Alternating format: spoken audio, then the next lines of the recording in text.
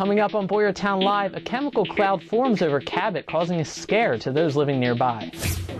There was a buzz outside of Rita's today in Boyertown, but it wasn't just from ordering lemonade at Alex's lemonade stand. It was also from the Clippers. The fight against the Quarry in New Hanover Township is over, but not in the protesters' favor. How will this affect the community? Hello and welcome. I'm Zach Reinert. Boyertown Live starts next. Z96 Radio on the internet, banging the hottest tracks on the charts right now. Broadcasting across the planet.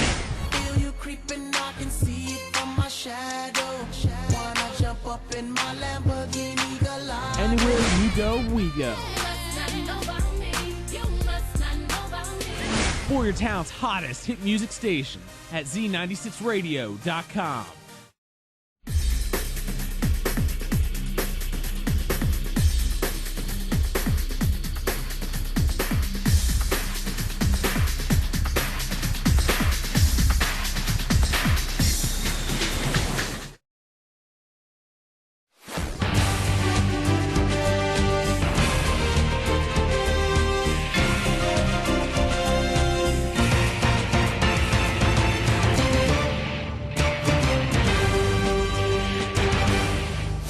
I've lived here my whole life, and we might be forced to move from the property that I've grown up at. The fight is over for many of the residents of New Hanover Township, but not in their favor. A quarry proposed by the Gibraltar Rock Company has been in discussion for several years in the area, and the decision has finally been made by the township to allow the building of it, despite the strong opposition displayed by the surrounding members of the community. The quarry and accompanying asphalt plant is to be built on 239 acres within Route 73, Route 663, Hoffmansville Road, and Church Road. The property is generally fields and vegetation, with the exception of a few structures, including a farm which holds ancestral value to several families in the area. Many residents nearby, including those who have formed the Paradise Watchdogs Ban the Quarry organization, strongly oppose the construction due to the numerous adverse effects on the community. The organization did not wish to comment on the decision made by the township. Several nearby homes will most likely be affected by the construction, particularly those on Church Road. Some of the residents are concerned about the future of their properties. For my own health benefits, I probably would have to leave. I have asthma and other allergies. I could foresee that just really making it more miserable. The New Hanover Township Zoning Board, however, could not rule otherwise because the property is zoned heavy industrial, which allows a quarry by law. There are still many barriers to Gibraltar Rock Company that may determine the success of the proposed quarry and asphalt plant. An orange cloud at the Cabot chemical plant in Boyertown caused a bit of a scare to residents and the employees working at the facility on Wednesday the 11th.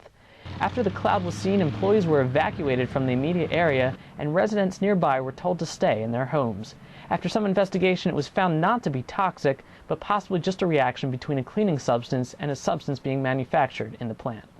The exact cause is unknown at this time. A car accident at the intersection of Madison and Route 73 next to Mama Maria's blocked the road for a few hours. There were no injuries, however, drugs were found on the scene. There is no further information about any arrests. A large vehicle left a traffic light in pieces at the intersection of Jackson Road and Route 100. The traffic light appeared to have been hit at a high speed and was dangling from the pole until most of it fell to the ground, leaving what you see there. A passerby reported the light, and officials arrived on the scene soon after and cleared the debris from the road. The light was repaired in a matter of a few hours. Police do not know who the driver was who hit the light. A fundraiser at the Boyertown Rita's Water Ice was held to raise money for Alex's lemonade stand. WZAR's Beth Reiner was there to report. A familiar buzz was in the air at Rita's Water Ice in Boyertown. It was not only the sounds of those ordering Alex's lemonade, but also the buzz of the Clippers shaving the heads of 23 volunteers. Rita's once again teamed up with Alex's Lemonade Stand Foundation, a foundation that started with a childhood cancer patient, Alexandra Scott. The store has had specials running throughout the month of July which donate proceeds from lemon sales to the foundation. They also sold paper lemons for $1, which hang on the Wall of Hope on the interior of the business. Jay and Liz Scott were on location to speak and lend their support to the event, as Alex Stauffer and Alex Schollenberger were the first two participants to brave the Clippers of stylists from Michelle's Hair Designs in Boyertown. It was really awesome that I get to get my head shaved and think that I'm part of Rita's. Among the spectators was Olivia Slupsky, a 12-year-old from Gilbertsville who held her own lemonade stand in July. Olivia raised $230, which she presented in a check to Alex's parents for the foundation.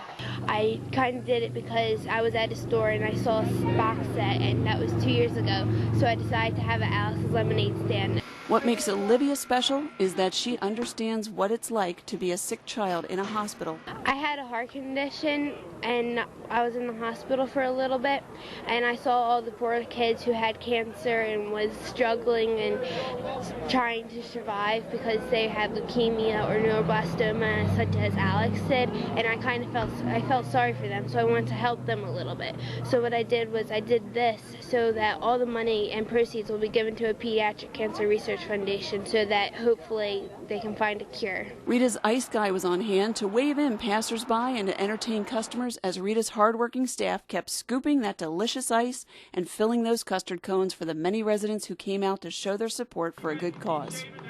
Rita's will also be hosting a dunking booth on July 28th and 29th from 6 to 9 p.m. on both evenings. Customers who successfully dunk their favorite Rita's employee will receive a free ice. Alex's lemonade stand continues at Rita's until July 31st. Rita's Water Ice truly knows how to put the nice in Have a Nice Day. Beth Reinert, Boyertown Live. New curfew has been instated by the Boyertown Borough for those under the age of 18. Minors must be at their homes by 9:30 p.m. every night, and those found breaking curfew could be charged anywhere from $25 to $600. Chief Barry Leatherman states that the new curfew is a preventative measure to avoid crime in the borough. The Gilbertsville Taco Bell held a community day at the restaurant to entertain kids and families. The radio station was featured at the event along with activities for kids. The annual Fun Days Carnival was held at the Boyertown Park, offering rides, activities, and games for families, including the famous racing pigs, which always draw a large crowd. Ending the Fun Days weekend was the yearly fireworks celebration on Saturday night. Boyertown's annual sidewalk sale drew in the crowds as it does every year for activities, music, prizes, free samples, and getting together with friends. The sale is held every summer on East Philadelphia Avenue in the heart of the Boyertown borough. The crowds were said to be a bit smaller this year, possibly from the lack of some events, such as last year's Fear Factor event, which was cut because of complaints from animal rights activists. A string of hot air balloons was seen floating over Boyertown and the vicinity as part of the Pottstown Independence Day celebrations. They started at Memorial Park and landed at various locations in the Boyertown and Valley area. Unfortunately, though, what you are seeing is just a practice run, and the balloons were unable to fly on the 4th because of the poor weather. An alligator stopped traffic in Douglas Township after it was found sunbathing alongside of a creek. The gator was next to Gristmill Road near Locust Road, where officials redirected traffic to avoid scaring the animal until it could be captured. The location was right next to a park with playground equipment, and the township was planning on repairing a nearby bridge later in the day. Good thing the alligator was found as soon as it was. And now for some announcements from Building a Better Boyertown.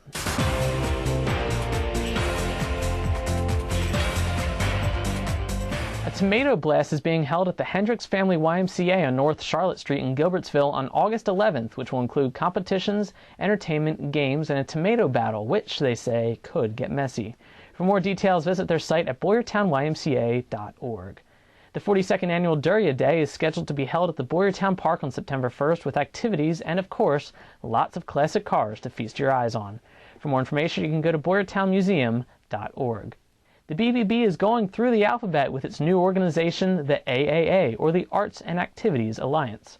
The purpose of the alliance is to promote art and culture in our area and to help others explore our local artists and their art. They will be having an alfresco art show and sale on August 25th at Boyertown's Community Walkway between South Reading Avenue and the Inner Core parking lot. In other announcements, the United Way of Boyertown is holding the annual Unity Walk on October 14th.